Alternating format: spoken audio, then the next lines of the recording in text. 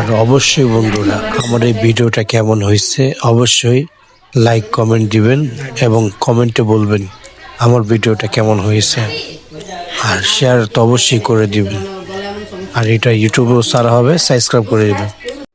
Hello guys, আসসালামু আলাইকুম। সবাই বলে মামার বাড়ি মধুহারি আর আমার মামার বাড়ি গোছের হাড়ি।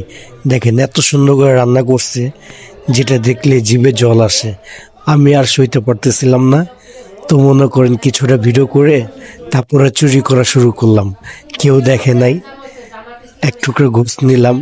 মানে এত সুন্দর কালারটা, এত সুন্দর কালার, মনে করেন না খেলে বুঝবো না আসলে টেস্টটা কীরকম।